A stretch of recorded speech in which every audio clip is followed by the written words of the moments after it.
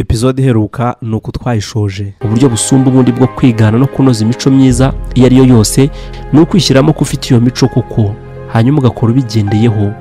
Nk'uko mbivuze haruguru, uburyo busumba ubundi ni ukwimakaza umuco w'ubutwari, ni ukubuhorana ukabushyira mu ngiro aho bukenewe hose kugeza igihe bubereye akamenyero. Ukomeje kumva inyandiko zikubiye mu gitabo cya Dieudonné D'Amour, ndabigushimiye cyane. Nizere ko ibyo umaze kugenda wumva biri kugenda bikugirira umumaro. Noneho twinjiye mu mutwe wa 13, episode ya 7. Ikaze. Reka tuvuge ku ntwari n'ibigwari. Ubutwari si ukutagira ubwoba, ahubwo ni ukugenzura ubwoba ukabuganza. Mu myaka ishize ndi mu gihugu cya Suède navumbuye ikintu cyahinduye ubuzima bwanjye. Ubushakashatsi bwanjye bwanyeretse ko buri muntu wese afite ubwoba, ni umunyabwoba. Ufite ubwoba, mfite ubwoba, n'uwo mwahura wese afite ubwoba. Ubwoba bw'ikintu nk'uko umusaruro w'ubwana bwacu tuyobora twese gukurana ubwoba buvanze. Ubwo bwoba rimwe na rimwe rero buradufasha, ariko akenshi buratubabaza bukanadusubiza inyuma. Nyamara twese turi abanyabwoba. Ese niba buri muntu wese ari umunyabwoba, intwari n'ikigwari bitandukaniye he? Igisubizo ni uko umuntu w'intwari ari ukora ibinyuranye n'ubwoba bwe, naho ikigwari ni uwemerera ubwoba bwe bukamugenga, bukagenzura ibitekerezo, ibyiyumviro n'imyitwarire ye.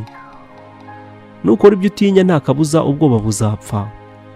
Bimwe mu biranga intwari ni uguhora uhangana n'ubwoba bwawe igihe cyose buziye. Iyo uhangana n'ikintu watinyaga ukagisatira, ubwoba buragabanuka, ntibukugiraho imbaraga. Ariko iyo usubiye inyuma ugacika intege, ubwoba bwawe buriyongera, bukakurenga kugera aho bugenga ubuzima bwawe. Iyo udakora icyo utinya, ubwoba bugenzura ubuzima bwawe. Reka turebe uko wanoza umuco w'ubutwari. Itegeko ry'imico rivuga yuko icyo ukoze kenshi gihinduka umuco wawe. Iyo wimenyereje guhangana n'ubwoba ugakora ibyo utinya mu bihe bikomeye, nkaho utigeze ugira ubwoba wabera, bwa bwoba burashira, ubutwari bukiyongera. Bidatinze ugera ahantu utakigira ubwoba namba. Dore umwitozo wo kongera ubutwari. Kora urutonde rw'intego n'inzozi zawe, noneho ukoresha uburyo bwo gukumira impungenge kuri buri ntego. Andika ibintu ushaka kugeraho ibumoso bw'urupapuro, gabanya urupapuro mo kabiri. Iburyo uhandika ibyo utifuza ko byakubaho igihe watangiye umugambi wo kugera ku ntego zawe. Akenshi uzasanga ibi byakubaho bidafite ingufu cyane, uzahita wibaza icyatuma utabikora, noneho uhite wiyemeza kugira icyo ukora kijyanye n'intego zawe. Intambwe ya mbere na mbere uteye ihita ikongerera icyizere, ikagutera akanyabugabo, ugatera iya kabiri n'ikurikiyeho. Icy'ingenzi ni ugutangira. Irinde impungenge zituma usubira inyuma. Kimwe mu bimenyetso by'ubwoba ni impungenge, nazo zikomoka ku kudafata icyemezo no kubunza imitima. Impungenge zifatwa nk'imitekerereze idahwitse cyangwa se kugena intego nabi. Mbese ni ugutekereza ko ibintu udashaka ari byo byakubaho. Ariko iyo utangiye igikorwa kiganisha ku ntego zawe, impungenge zose zirayoyoka, ugasigara witekerereza ku byo ugamije kugeraho. Aho rero uba uri mu nzira yawe. Abantu bahora bahangayikiye amafaranga igihe cyose bahora bafite ibibazo by'amafaranga, naho abahora batekereza bakanavuga abandi nabi bahorana ibibazo mu mibanire yabo. Babandi bahora bitotombera imirimo yabo n'ibigo bakorera batungurwa no kubona bahorana ibibazo mu kazi. Tugendeye ku itegeko rya rukuruzi, akenshi ubona ibyo utekereza n'ibyo uvugaho kenshi. Iyo uhangayitse uba ukurura bya bintu udashaka mu buzima bwawe. Wagombye rero kwitonda, ukajya utekereza, ukavuga ndetse ukanishyiramo ibyo ushaka gusa. Ugomba gukora ibishoboka byose aya mahame n'amategeko y'imitekerereze ukayakoresha mu nyungu zawe, aho kugira ngo yo akurwanye. Ibi ni ngombwa cyane mu kugena ejo hazaza hawe. Ibyiciro 3 byo kongera ubutwari. Ni gute wanoza umuco w'ubutwari? Ngiye kuguha intera 3 uzajya ugerageza igihe cyose utekereje ku kintu kiguteye ubwoba. Sesengura neza ikibi cyavamo kikakubaho. Urangije uhite wiyemeza kucyakira uko cyaza kimeze kose. Noneho uhagarika imihangayiko wari ugifitiye, ubyikure mu mutwe. Ubwo rero utangiye kwitekerereza gukora igishoboka ngo hatagira ikibi kiba muri gahunda yawe. Campland Ingvar, uyu nguyu yambereye umukoresha, yagendeye kuri ubu bushobozi cyangwa se iyi filozofiya bituma aba umwe mu baherwe bo ku isi. Bamubajije ibanga yakoresheje ngakiri, yavuze ko ari ibintu bibiri: gutekereza ku bibi byabaho muri business ushaka kujyamo no kubikumira ntibibeho. Ukimara kumenya neza ikibi gishobora kuba mu bihe runaka, ubwoba n'impungenge birayoyoka, ubwenge bwawe bukaba butuje kandi bukenkemuye. Noneho ukerekeza imbaraga zose mu ntsinzi aho guheranwa n'ibitekerezo by'uko watsindwa. Tinyuka gutwaza ugana imbere. mu myaka ishize ubwo narimo gukina umukino wa karate, hari uburyo cyangwa se tekinike nigiye ku mushinwa ukomeye cyane muri uwo mukino, hari mu mujyi wa Guangzhou, China. Yambwiye yuko utera intambwe usatira uwo muhanganye muri karate naho cyaba igice cy'intambwe, nawe asubira inyuma kugira ngo intera iri hagati igume ari imwe. Ubwo noneho naganaga imbere, imbaraga n'ibitekerezo byari bitumbereye imbere 100%. Naho uwo duhanganye yitekerezaga ikimuri inyuma naho ikibuga kirangiriye. Nabashije gutsinda abandi kubera gushyira mu mutwe ko ngomba kugenda ngana imbere, niyo naba mpanganye na bakabuhariwe. Ibi byamaye imitekerereze mishya yatumye byinshi bihinduka. Imbaraga zawe zose zitumbereye ikintu 100%, nawe byatuma utekereza birenze, bityo hakaba itandukaniro rinini hagati yo gutsinda no gutsindwa kwawe. Jya utekereza ku ntsinzi. Imwe mu nzira yagufasha kongera ubutwari ni ukwibanda cyane ku bihembo n'inyungu uzishimira igihe uzaba wageze ku ntego yawe. Jya uzandika, uhora uzitekerezaho, wishyiremo ko ibihembo by'intsinzi bisumba kure cyane ibihombo n'imbogamizi z'ibitagenda rimwe na rimwe. Uko ugira impamvu zihamye zo kugera ku ntego, ni nako wishyiramo akanyabugabo ko kubigeraho. Uko utekereza cyane ku bihembo uzishimira umaze gutambuka intsinzi, bizagutera imbaraga nyinshi.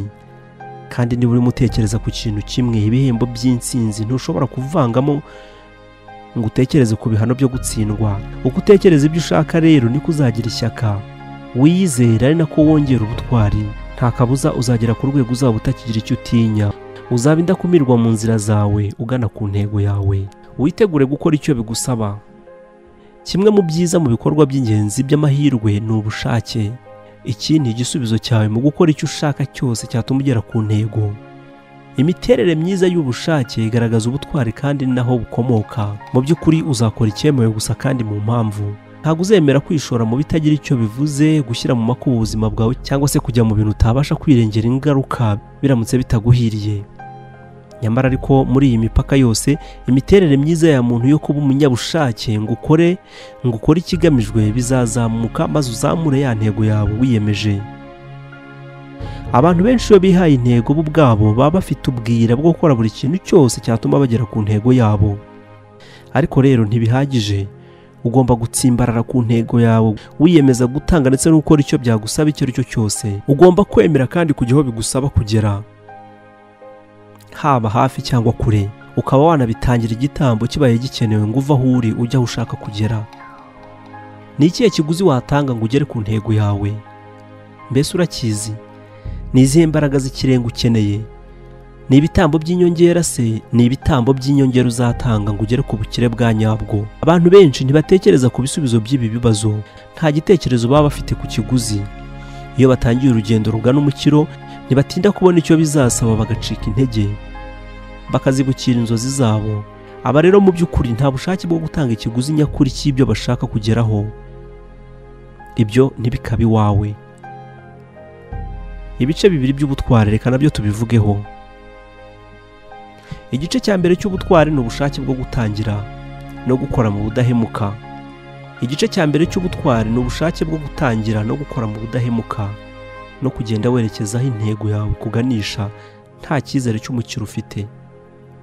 Igice cya kabiri cy'ubutwari ni ubushake bwo gutwaza. Akenshi kiva muri ibi gikomeye ni ukurushaho kwiyemeza kugera ku ntego.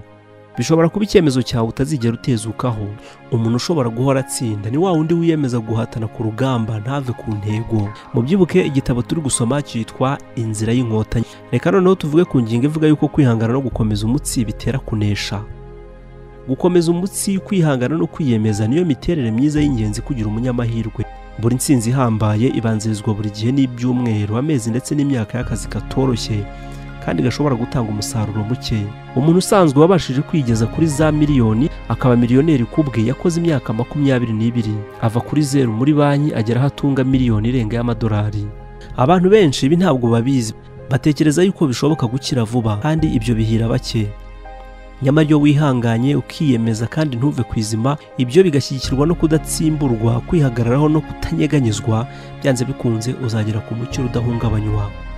Ku bushakashatsi bwakorewe i Kigali mu gihe gito gishize ku byerekeye n'intego cyangwa se ku ngamba abantu biyemeje kugeraho, abashakashatsi basanze 95% y'intego abantu biyemeza zigerwaho neza igihe cyose badacitse intege ngo bazibukire.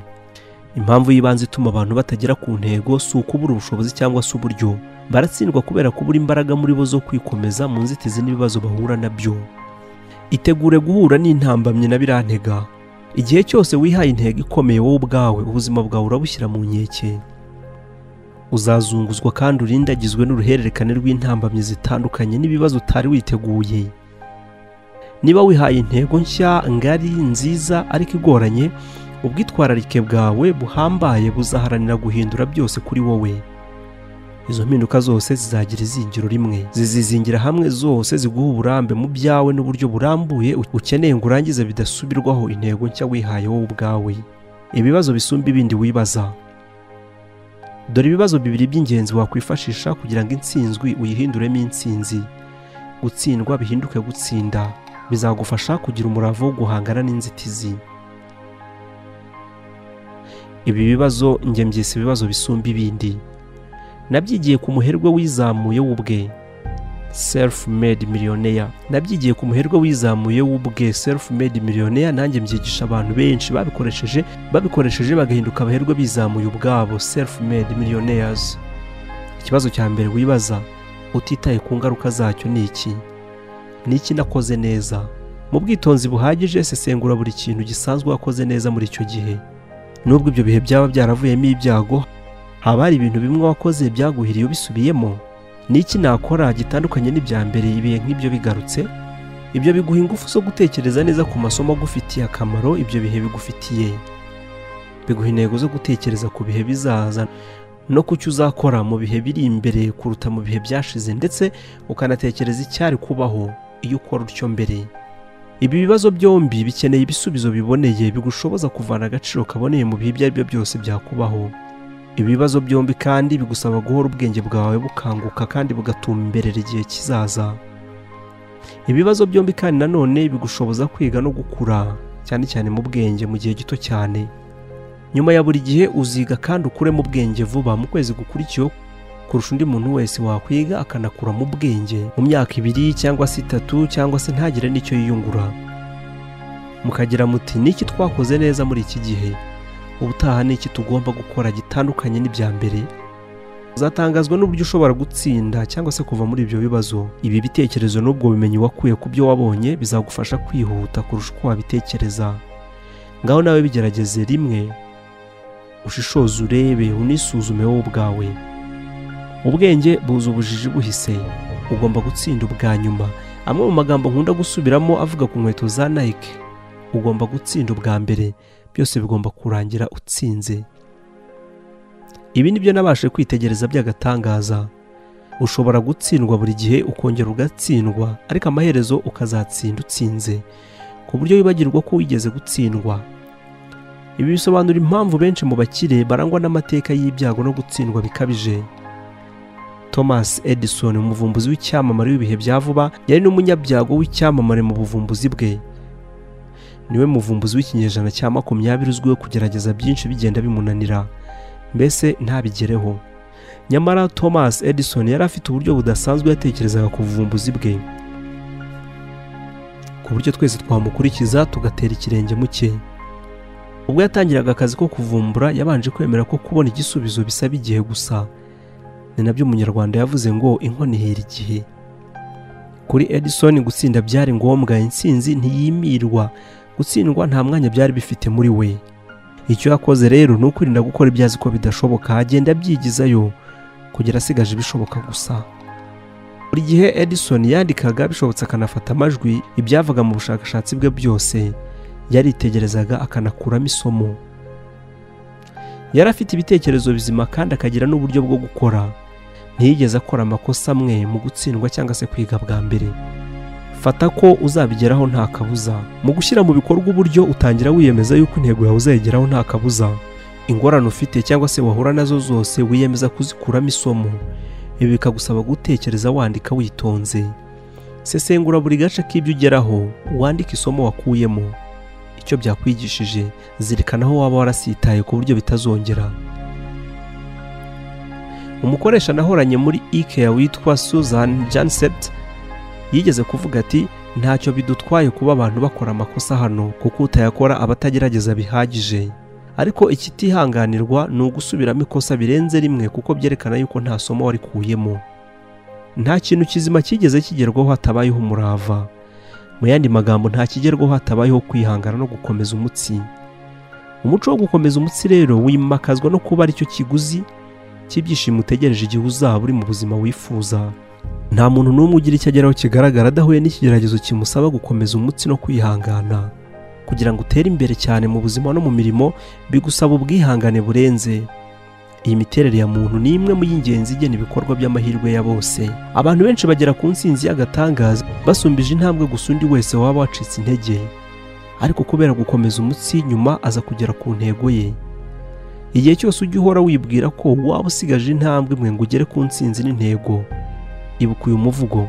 Igihe cyose ujya uhora wibwira ko waba usigaje intambwe imwe ngo ugere ku ntsinzi n'intego, ibuka uyu muvugo. Wicika intege nubwo usa n'ugenda buke ku ntambwe.